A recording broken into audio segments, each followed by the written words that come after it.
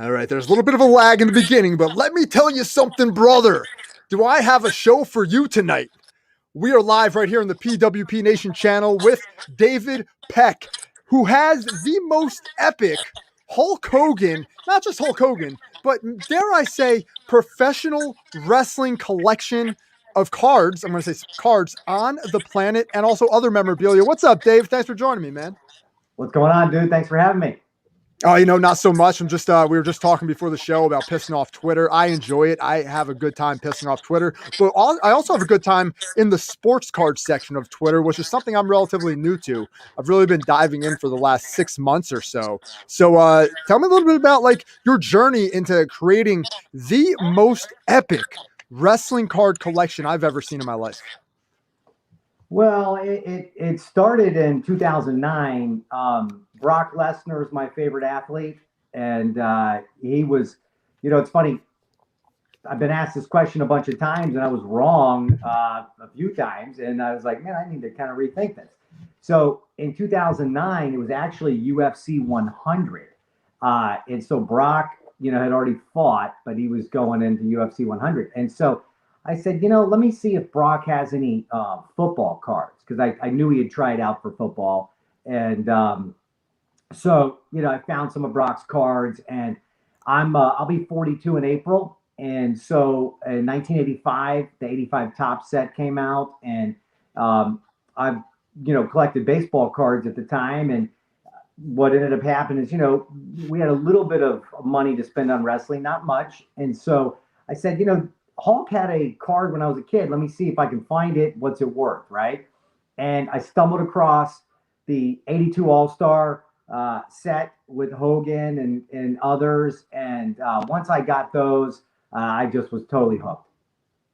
Now, I saw those. See, I made a huge monumental mistake because I looked at those cards back in like 2010, 2011, because at that point in time, I was going to Target and I just like passed by the card section. And every once in a while, I just buy something, see what I get, whatever, basketball cards, football cards, because I grew up collecting, like similarly to you.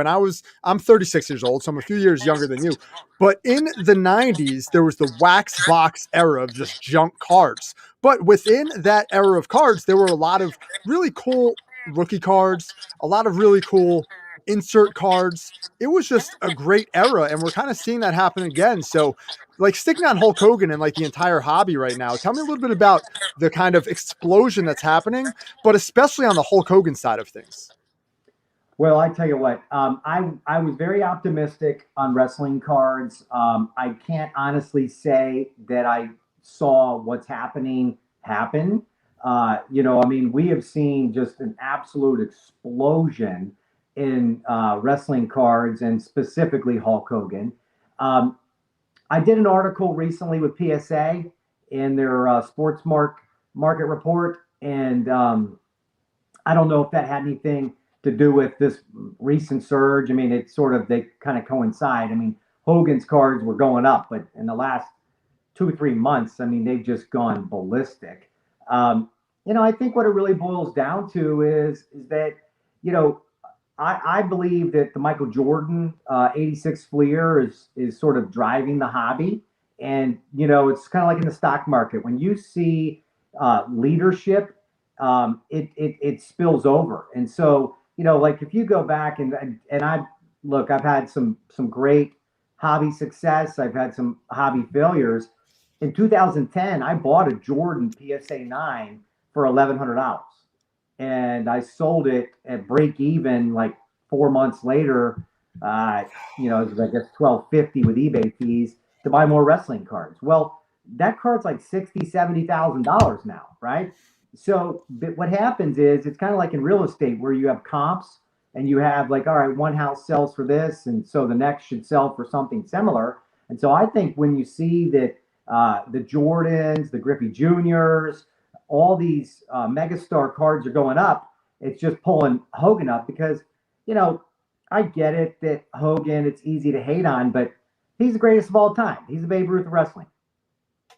Yeah, 100%, man. And that was a good point you made about how the 85 Fleer Jordan and the 89 Upper Deck Ken Griffey Jr. kind of pulled the rest of the hobby, especially wrestling cards, which I'll be honest, dude, I had a ton of wrestling cards as a kid. The 1990s, the 1991 WWF cards, the 1991 WCW Impel cards.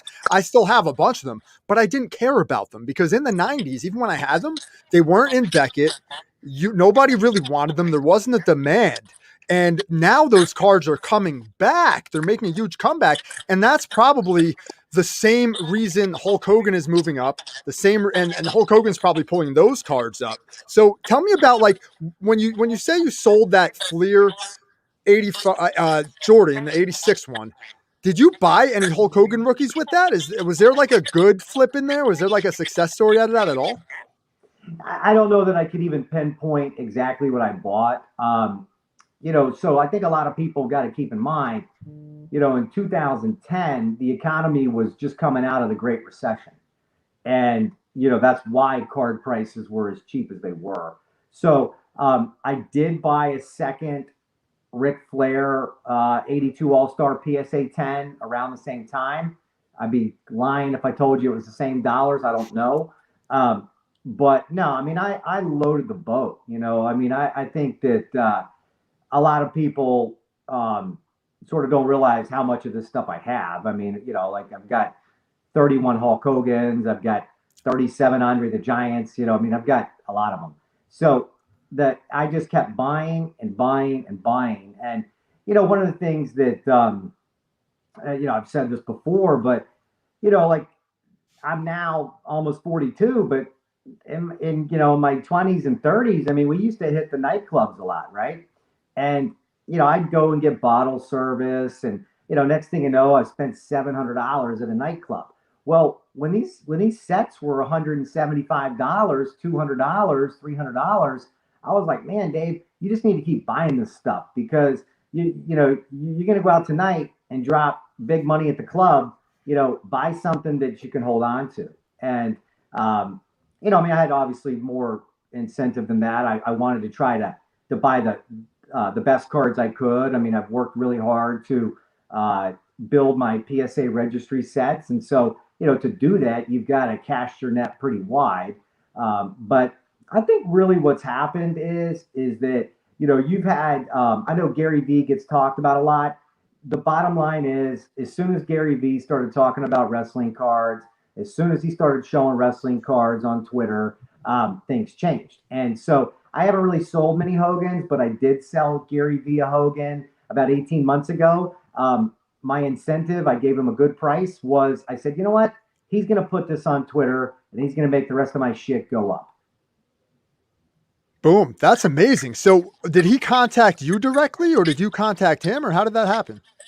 So he started posting about, wrestling cards, right? And so you see a lot of people tag other popular pages on Twitter. So I posted some pics of my collection or just sort of pieces. And next thing you know, he's blowing up my DMs. I was at the gym and I'm like, oh shit, Gary Vee's blowing up my direct messages. So I get home and I was like, you know what? I gave it a lot of thought. And I said, you know what, Dave, you need to sacrifice one.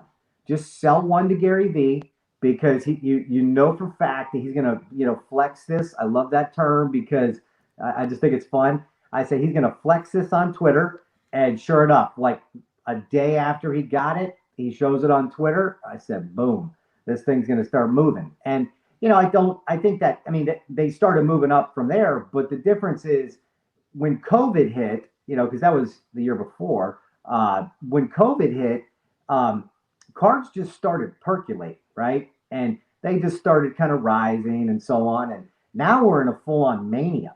I'm seeing stuff that is just shocking. And it's a tough call because on one hand, you think, okay, it's hard for this to persist. The difference with wrestling cards is there's not a lot of supply. If you think about the 85 tops, so when I was growing up, 85 tops, Dwight Gooden was the chase card, right? Mm-hmm. Everybody wanted the Dwight Gooden. it was like hitting the lottery. You know, you buy that pack for 50 cents, you might get that $15 Dwight Gooden. Well, the Hogan stuff, nobody cared about, right? I mean, it was just sort of considered like garbage. It was junk, right? For a long, long time. And so Topps probably made 1/10 or less of the wrestling product that they made of baseball. So you don't really need that many people to be interested for the price to go up. And so what we've seen, and it's been very refreshing. I mean, there are so many new wrestling card collectors. Like it's kind of shocking. I mean, you see them. I mean, the bid list on some of these, wrestling cards are now in the 20s. You know, you might have 23 bidders. I mean, that same card 3, 4 years ago might have had 6 bidders. So I just think that sort of take a step further. Collecting cards is a lot of people. It's a paper chase, and if you've watched any of my interviews, I don't think there's a right way to collect. I get really tired of all these sanctimonious people that say, "Oh, you need to be in it just for the love of the cards." Well, shut the, what up. I mean, give Yeah. me a break. You're spending your hard-earned money on these cards, okay? You want to try to get your money back.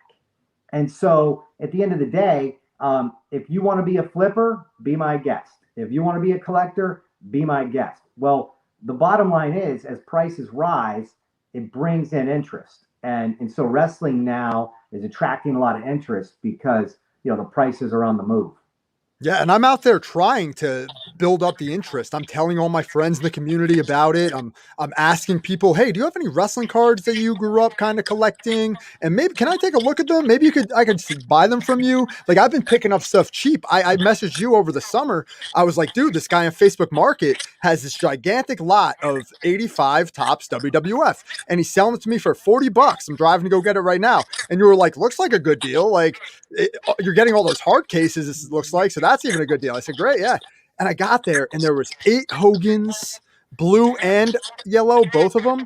There was a ton, dude. I think I did like a video about it. There was You tons. did. So there is opportunity out there, and that's what I want to convey to everybody listening, that there's opportunity. Just go out there and hustle. Go out there and get it. Check Facebook Market, check Mercari, check eBay, see what's newly listed. See if there's anybody out there who isn't educated like Dave is big time, and me that I'm just getting into it. Like try to, catch those big opportunities to not just make your money back, but maybe have something to hold on to for the long term. Maybe have something that you can flip right away and 10x your money. I know right now my 8 Hogans, they're at PSA.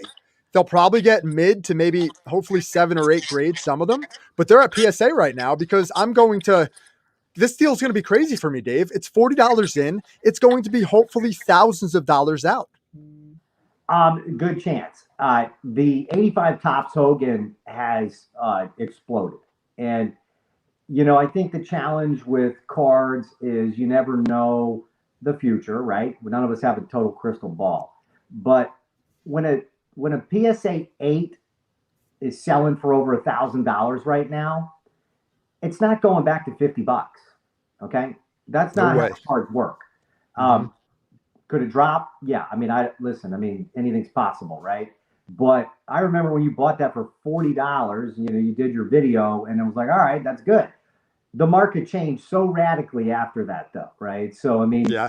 as you sent the cards in, I'm sure you were pumped. But when you see these prices right now, you've got to be, just kind of get goosebumps. I mean, I It's a gonna be PSA it's gonna be Dave. Let me cut you off for a second. It's gonna be a game changer for me, bro. It is going when I get these Hulk Hogan's back. I'm gonna take the best graded one, which hopefully is a 9. I don't think there was any 10s in there, but hopefully I got a 9. And I'm gonna put it in a box and I'm gonna keep it. And then I'm gonna take the other 7 and evaluate the situation. I'll probably sell the lowest graded ones, get them out of my collection, and then see what I'm going to do. Because at the end of the day, this is going to be a huge win. And not only did I get the Hogans in that set, I got the stickers, I got the Andre sticker, I got tons of stuff, man. So it really can be, for anybody out there listening, a complete game changer if you just get out there and look. Oh, dude. I mean, I do my best to be modest about this stuff. I mean, obviously, I've destroyed it value wise. I mean, Yep. it is what it is, and I think that there's so much opportunity. Every single one of these I do, I always talk about my buddy Rob, because me and Rob England, I talk to Rob every other day at least. And every single time we talk, we just sit and marvel at how much rate of return there is in wrestling cards. Okay. I first started, everybody was making fun of me. And I was like, all right, whatever. Well, the joke's on them. And the reality of it is you're $40. Let's say you've invested another 100 in grading fees. You're going to 10x that all day long. Like, it's not even debatable. Yeah. And I can tell you this right now. So I'm a stockbroker, financial advisor, whatever you want to call it. I've been doing stocks for 20 years. Find me opportunities where you can make 10 times your money easily. They don't exist in the stock market. Okay. I mean, it happens from time to time, but in wrestling, I mean, you make a good buy and you're going to destroy it. And so I've had so many times where, I spent 200 and it's worth 2,000, where you can just sort of look at the material and you say, okay, this is a win, And so, I'm just like you, I'm a big wrestling fan, right? But the reality of it is that the card market has taken, and this is not just the wrestling cards, but the card market as a whole has taken on a very investment feel. I mean, you're seeing staggering prices paid. I mean, in the last 12 months, there's 5 or 6 cards that have sold for over $1 million. I mean, obviously not wrestling, but in general. A signed 82 Hogan went for 36,600. Just a week ago, a BGS 9.5 and a BGS of Andre and a BGS 9.5 Hogan went for 48,000 in golden auctions. Okay, 85 tops Hogan, maybe 2 weeks ago, and a 10 went for 18,400. I mean, this stuff is now catching people's attention, and it's no longer cheap. And we'll see what happens. I mean, prices, go up, they go down. But the reality of it is the wrestling segment is now in a different level. Yeah, no, for sure. I 100% agree. We have a comment here from Drakes_PC, and he states, my problem is that I have no problem selling stocks to see the cash flow. Cards are different. I never want to sell. And I feel you, Drakes. You understand that, right, Dave? Do you sell cards often, or are you like a big time holder? I'm more of a holder. I've sold some stuff. Obviously, everybody has. Um, I mean, admittedly, like, nobody's totally made of money, and on top of that, sometimes you see something you want, and you're like, all right, maybe I need to sell a few things to parlay some funds to help pay for it. But I've got a lot of this stuff, and the reason I'm not selling anything right now is the market's just going up too fast, and I don't know what to price it at. So I was one of the few people over the last 10 years that would do 99-cent wrestling card auctions, right? When I was buying a big card, every once in a while, I just sort of blow some stuff out. And when you do 99-cent auctions, every once in a while, you get the big bids, but sometimes they fall in their face. Mm-hmm. Well, on the flip side, the buy it now strategy, I mean, you price the stuff too high and you don't really get too many views and too many offers. Well, I'm seeing prices right now that just, boggle the mind. Like, I would, for lack of a better term, been embarrassed to ask, and they're getting them. So I think at the end of the day, I may sell some stuff at some point, but I like this stuff, I mean, and unless you need the money, might as well keep it. Yeah, it's fun, dude. I'm having a blast. Like, I collect a lot of the new stuff as well. I know you're more vintage, but I'm focused on Roman Reigns. I'm buying up his stuff right now. I'm focused on Bray Wyatt. I'm buying up his stuff. I've also flipped some Romans and Brays to get different cards as well, but I'm looking at the future of the business, and I'm kind of looking around my room because it's reminding me of all the junk I have sitting around here. It just looks like junk. But let me ask you, we've talked Hogan. We haven't really talked about anybody else. You mentioned Andre and Flair. Who else? Like, who's right now in the business that you think, one, right now in the business that you think is going to take off in value, and two, just generally, like, because I know you collect Mike Tyson, I know you collect Brock Lesnar, like, give somebody some advice besides Hogan. If they can't afford the 82 or the 85, who else should they look at? Well, I'll tell you, it's interesting because I've been buying Brock Lesnar cards ever since 2009. You know, he was how I found wrestling, as I said. His cards were woefully underpriced for a long time, and literally just in the last week, his football cards have started to move. Now, what's interesting about the card market right now, and I'll answer your question in a Sure. second, is it just seems like anybody good, like the market's just rotating where, oh, Brock is good, John Cena's good. In every sport, like tennis cards, for example, Roger Federer. I mean, people are just like trying so hard to find value, and there's a lot of speculative buying, which, okay, fine.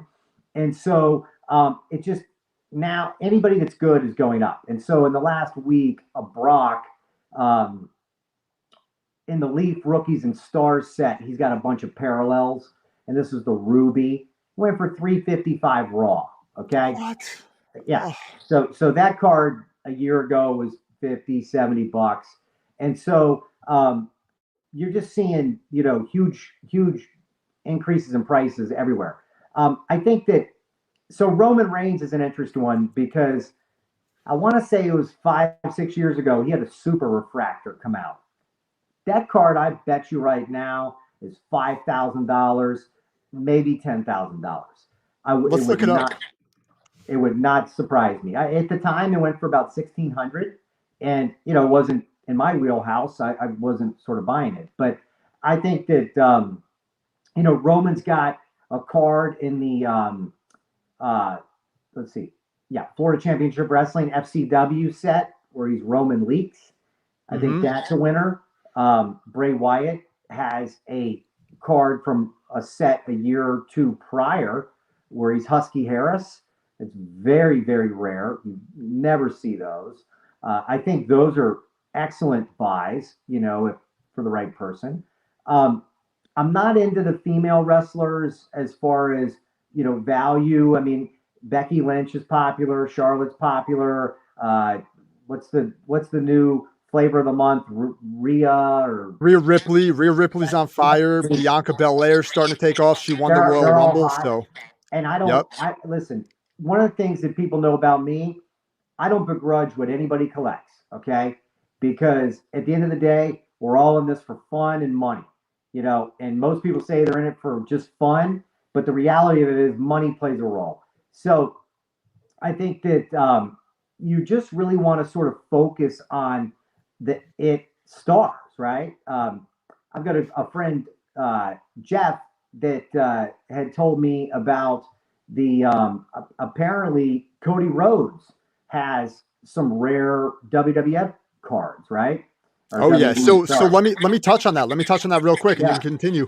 That era with Cody Rhodes, like that 09, 08 era of cards, that was in the complete game of sports cards. That was such a downtime that you talk about prints, WWE and Topps were not printing that much back then. So a lot of that stuff is very scantily it's not out there.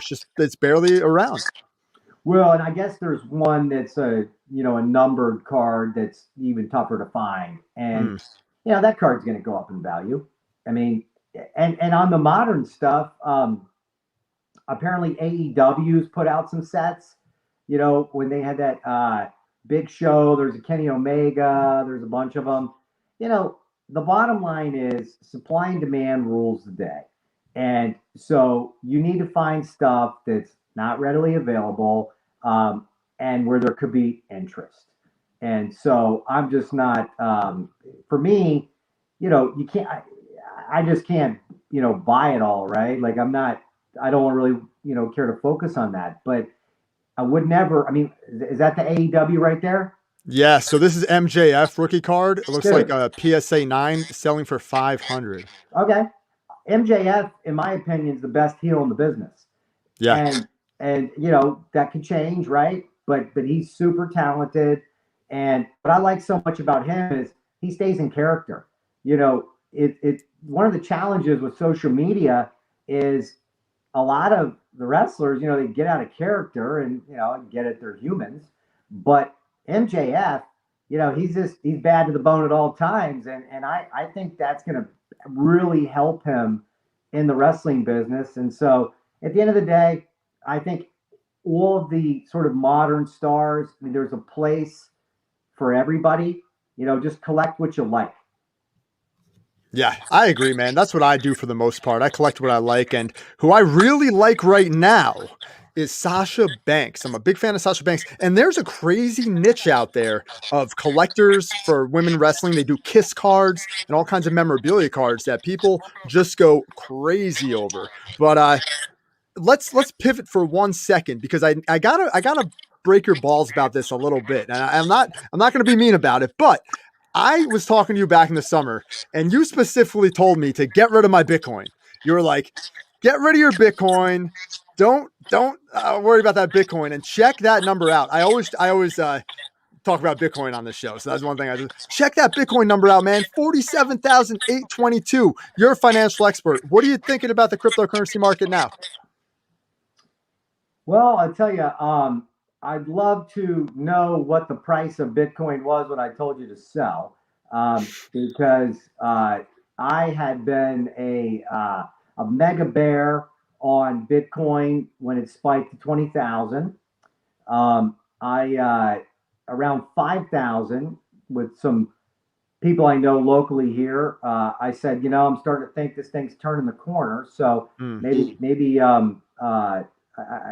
I don't exactly know where it was at. I became very bullish on Ethereum in the 200 range. So I'm not really certain how to answer that.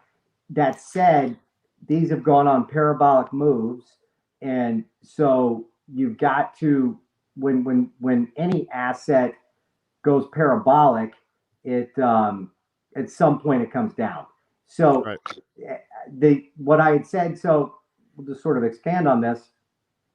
Evan Mathis had sold his 52 tops Mickey Mantle PSA 9 maybe 3 or 4 years ago. And Bitcoin at the time was around 8,300.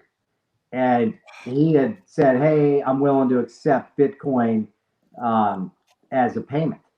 And I openly said, "Do not do it. This is going south." And it did. It went down to about 3,000.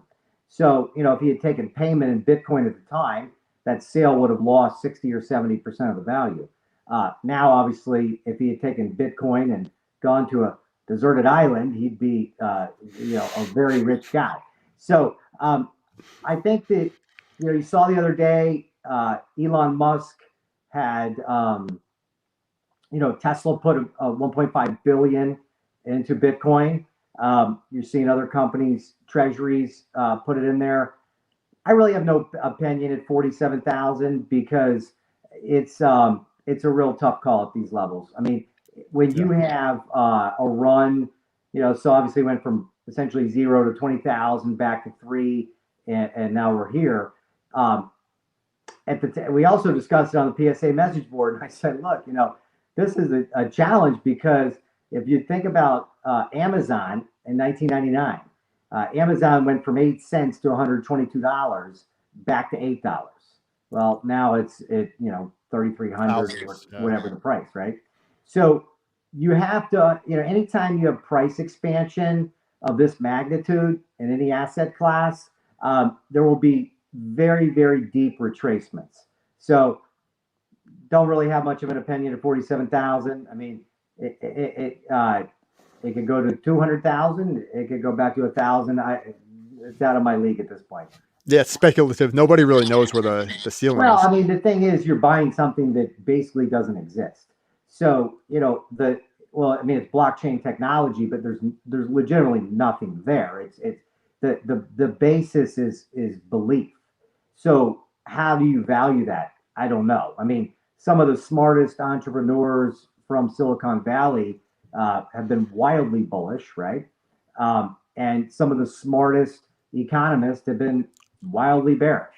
So, it's just kind of one of those things where we'll see where it lands. Yeah, for sure. And I think it's there's a big rumor out there that Apple's going to invest like 5 billion into it and they're going to start accepting it at their stores and online as a payment. If that happens, that might be a game changer, but until something like that goes down, I'm with you 100%. And I would be careful. I like to my personal strategy is dollar cost averaging. So I only take like 25 bucks a week, maybe 50 up to 100 depending on what the price is. But I haven't gone that high in a very long time during this parabolic phase because why? I was putting 25 bucks a week in from 3,000 up to 13, back down to 3, that whole time. So I'm sitting pretty right now. Why put in more? So I think that might be a good idea if you're going to get into that realm. Well, the thing about the cryptocurrencies is, my initial opinion was if they survive, there's going to be two or three of them that exist. Okay. So in the early phases of the initial bubble, it expanded to like 1,500 different coins. Well, if this is truly a store of value, if this is truly a alternative currency, it needs to be accepted, right?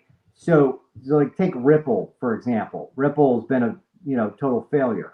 Um, why? Because there's nothing behind it.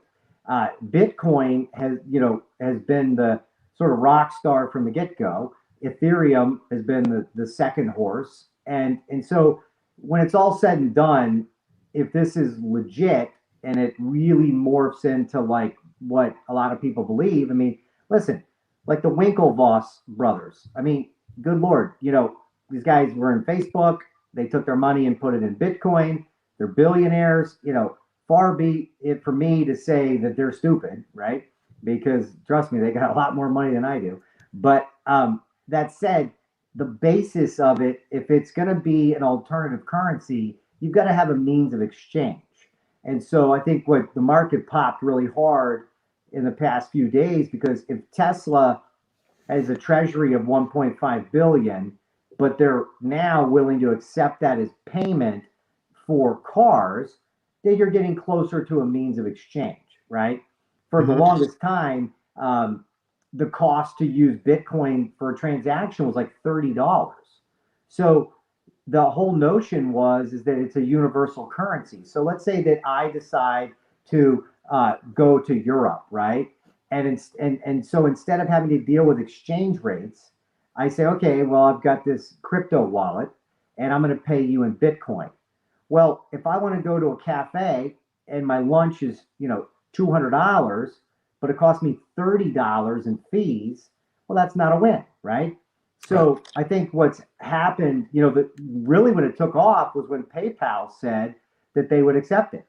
And I just found out the other day that Robinhood, the trading app, lets you buy crypto. So Mhm. you're now at a point where it's available to the masses, and so the lower the fees go, the more potential it has. And so I just would say that like I said, I mean, if you go from, I'm real into, so I'm big into stocks, right? And I big into technical analysis, and so I really believe in the Fibonacci technical analysis. And so if you get let's say from 3,000 to 47,000, you got a $44,000 advance. In a natural bull market, a 38.2% retracement is a good one. A 50% retracement is good. So, what's going to happen at some point is there's going to be a lot of give back of the move. And it may then what'll happen is if you're bullish, it'll consolidate, build a base, and then make a bigger move, right? So we'll see.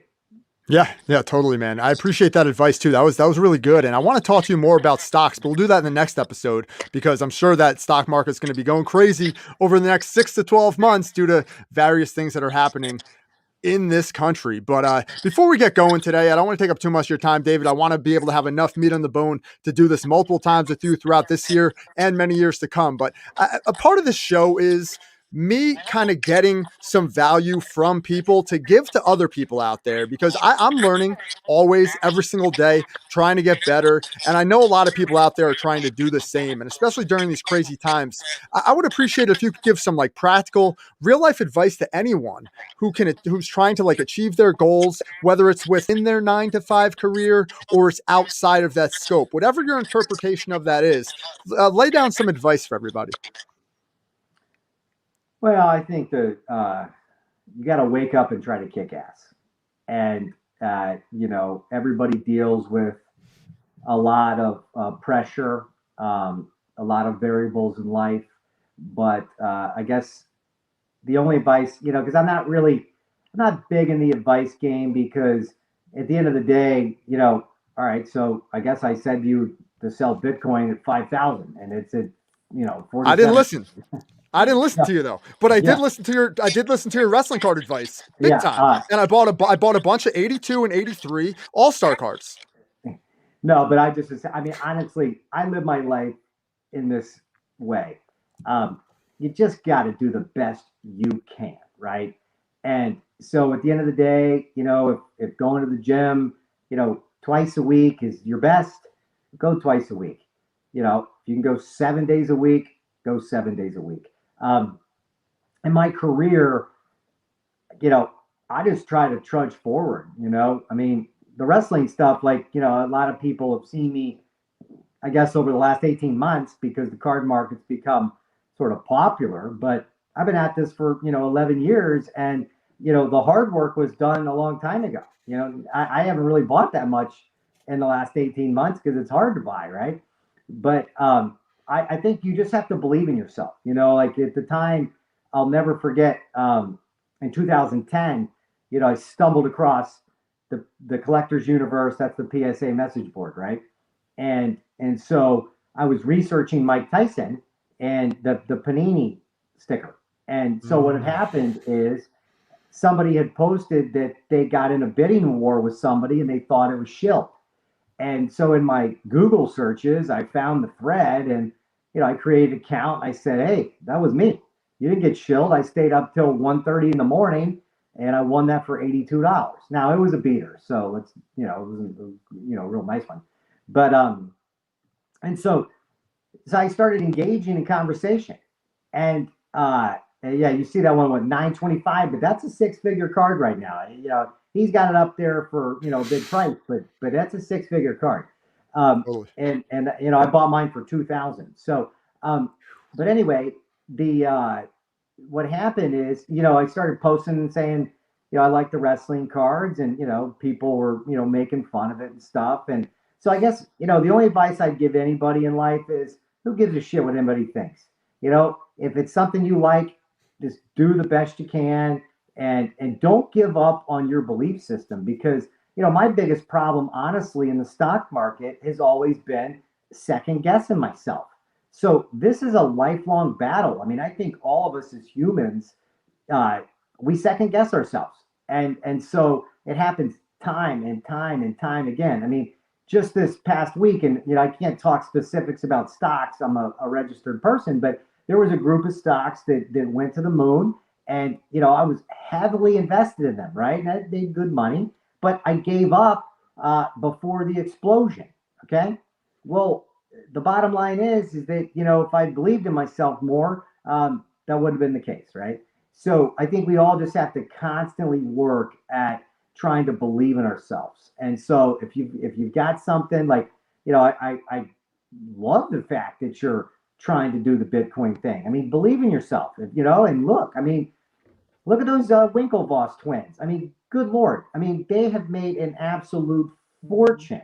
Now, they think, I guess it's going to, immensely higher, right? And Hmm. they're maybe right? But the reason they're billionaires is because they didn't give up on what they believed in, So where I've been really fortunate is on all the cards, Mike Tyson, the wrestling, etc. Is I didn't give up.